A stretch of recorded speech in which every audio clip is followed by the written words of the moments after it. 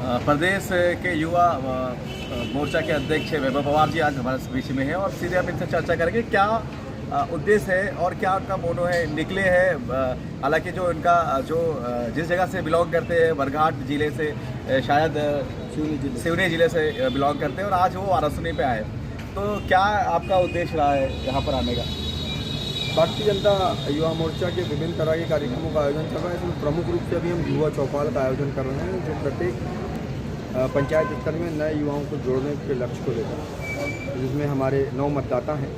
जो 9 मतदाता इस बार पहली बार या दूसरी बार मतदान करेंगे, ऐसे युवाओं को चिन्हित करके उनके लिए 9 मतदाता युवा चौपाल का आयोजन का कार्यक्रम चल रहा है। उसी निमित्त मेरा आज वाराणसी आना हुआ। वाराणसी में अलग अलग स्थानों में युवा चौपालों का आयोजन हुआ, 3 से 4 स्थानों में मेरा जाना हुआ।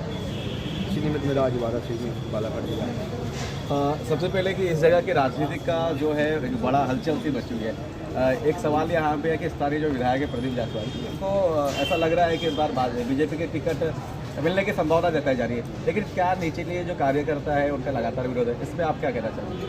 देखिए, संभावनाएँ और संभावनाएँ तो हज़ारों तरह की हैं और आशाओं पे आसमान टिका है।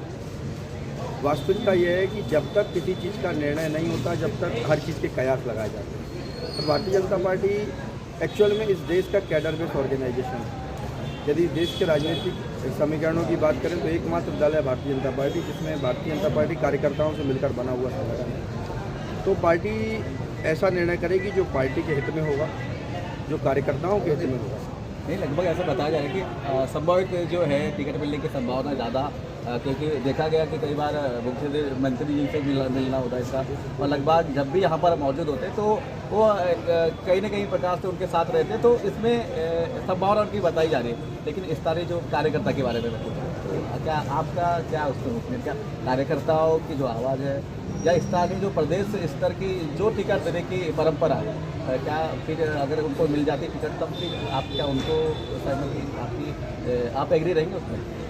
कार्यकर्ताओं की बात करें तो कार्यकर्ता भारतीय जनता पार्टी में सर्वोपरि है। मैं भी कार्यकर्ता हूँ और भारतीय जनता पार्टी के सर्वोच्च पद पर बैठा व्यक्ति भी कार्यकर्ता। जहाँ तक कि विषय है टिकट का, तो टिकट भी शीर्ष नेतृत्व हमारी इलेक्शन की जो कमेटी है, दिल्ली से निर्णय होता है, उसमें भोपाल की सहमति होती है। लेकिन एक बड़ा टिकट का जो निर्णय है उसमें सर्वे और नीचे की भूमिका, कार्यकर्ताओं का मनोभाव, इसके साथ में क्षेत्र की आवाज़, इन सारे समीकरणों को मिलाकर टिकट की तय होती है। तो अभी इस प्रक्रिया में मुझे लगता है समय है और संभावनाओं के बारे में संभावनाएं हज़ारों हो सकती हैं, कयास हज़ारों लगाए जा सकते हैं, लेकिन जब तक कोई चीज़ पटल पे ना आए तो मुझे लगता है कि अभी उसके बारे में बात करने की कोई बहुत आवश्यकता नहीं। क्या लगता है कि कितनी सीटें आएंगी इस बारे में?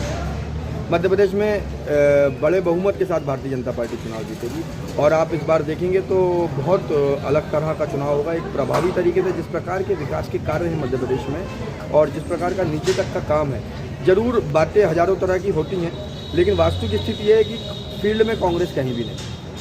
हमारा चिर प्रतिद्वंदी कांग्रेस, हम जब इस बात को देखते हैं, हम नीचे तक काम करते हैं, तो आप उनकी गतिविधियां, उनके क्रियाकलाप केवल मीडिया और सोशल मीडिया में बयानबाजी के अलावा कांग्रेस की कोई बहुत वर्किंग दिखाई नहीं पड़ती। लेकिन भारतीय जनता पार्टी का कार्यकर्ता बहुत नीचे तक काम कर रहा है। अभी हम लोगों ने बूथ विस्तार और बूथ सशक्तिकरण के माध्यम से मध्य प्रदेश में पन्ना प्रमुख बनाने का काम किया और बूथ तक भारतीय जनता पार्टी ने अपने संगठन को सशक्त करने का काम किया। युवा मोर्चा हर पंचायत में युवा चौपालों का आयोजन कर रहा है। ये अपने आप में एक अद्भुत बात है। इस तरह के आयोजन, इस तरह के कार्यक्रम करने की प्रवृत्ति केवल भारतीय जनता पार्टी की है और इसके साथ साथ ये संगठन के कार्य, संगठन की गतिविधियां तो हमको जीत की तरफ आगे बढ़ाएंगी, लेकिन उससे भी अधिक मुझे प्रतीत होता है जिस प्रकार का हमारा नेतृत्व है और नेतृत्व की जो हमारी कार्यशैली है, खासकर सभी वर्गों को साथ में लेकर सभी के विकास के लिए बात करना। और मध्य प्रदेश जिस प्रकार से लगातार विकास के नए रास्तों पर आगे बढ़ा है, अभी भी हम युवाओं के रोजगार के अवसर की बात करें तो युवाओं के लिए लगातार रोजगार के अवसर मुहैया हुए हैं। अभी भी 22,000 नई नियुक्तियाँ आदरणीय मुख्यमंत्री जी ने घोषित की हैं। आदरणीय प्रधानमंत्री जी के ऊपर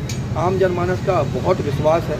इन सारी चीज़ों को लेकर और डबल इंजन की सरकार बनने से और डबल इंजन की सरकार होने से विकास कितना प्रभावित करता है, ये बात आज की जनता जानती है। तो जनता इस बात का समय आने पर जवाब देगी और आप इस बात का विश्वास मानिए कि बड़े बहुमत के साथ भारतीय जनता पार्टी की सरकार मध्य प्रदेश में बनेगी। युवा बहुत मायूस दिख रहा है क्योंकि रोजगार के अवसर बहुत इस बार प्रॉब्लम कर रहे हैं। तो आपकी क्या नीति रोजगार के लिए? मैंने बताया तो आपको, युवाओं को रोजगार की अभी 22,000 की घोषणा की हमारी आदरणीय मुख्यमंत्री जी ने। इसके अलावा आदरणीय मुख्यमंत्री जी ने 15 अगस्त 2022 से लेकर 15 अगस्त 2023 के बीच में 1 लाख युवाओं को रोजगार देने की बात की थी और लगभग आज तक 90,000 लोगों को रोजगार हमारी सरकार देने में सफल हुई है। ये सरकारी नौकरियों के आंकड़े की बात कर रहा हूँ मैं। इसके अलावा मध्य प्रदेश में अभी युवा नीति लागू हुई, इसमें आदरणीय मुख्यमंत्री जी ने तय किया कि ऐसे युवा जो शिक्षित हो गए हैं, जो ग्रेजुएट हैं, पोस्ट ग्रेजुएट हैं, लेकिन जिनकी जॉब नहीं लगी है, लेकिन जो कुछ विशेष विधा में पारंगत होना चाहते हैं, उसके माध्यम से मुख्यमंत्री कौशल कमाई योजना के माध्यम से ऐसे 1 लाख युवाओं को हम लोग स्टाइपेंड देकर,